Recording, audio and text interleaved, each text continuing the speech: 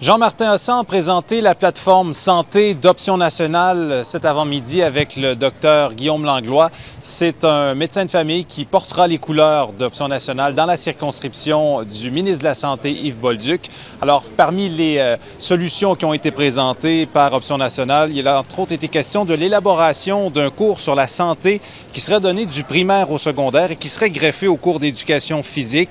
On veut aussi élargir le rôle des infirmières et des pharmaciens, la création de Pharma-Québec, une société d'État qui serait responsable de la gestion des produits pharmaceutiques.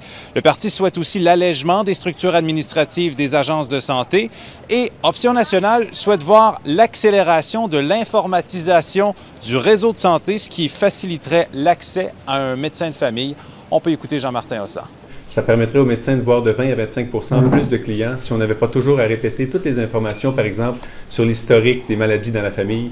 Le jour où ce sera informatisé, les médecins pourront voir plus de patients et ça correspond à peu près à la proportion de Québécois qui n'ont pas de médecin de famille. Maintenant, pour ce qui est de la campagne électorale, on peut dire que Jean-Martin Hossan n'a pas choisi le chemin le plus facile. Il doit actuellement composer avec un double défi. D'abord, présenter la plateforme d'un parti politique qui est encore méconnu du grand public. Autre défi, c'est de conserver ses acquis, donc se faire élire dans la circonscription de Nicolet-Bécancour, ce qui n'est pas gagné d'avance puisque la lutte s'annonce quand même assez serrée. En fait, Option nationale doit convaincre les souverainistes de voter selon leurs convictions et non pas stratégiquement. D'ailleurs, aujourd'hui, il a reçu l'appui de l'ancienne députée péquiste Lisette Lapointe qui se dit maintenant membre d'Option nationale. C'était d'ailleurs sa première intervention dans la campagne électorale. Elle nous dit pourquoi elle a choisi d'appuyer Jean-Martin Hossan. C'est une personne essentielle. Essentielle. Ce serait vraiment très, très triste qu'on ne l'ait pas à l'Assemblée nationale. Les partis savent que dans quelques années, ils vont revenir au pouvoir automatiquement.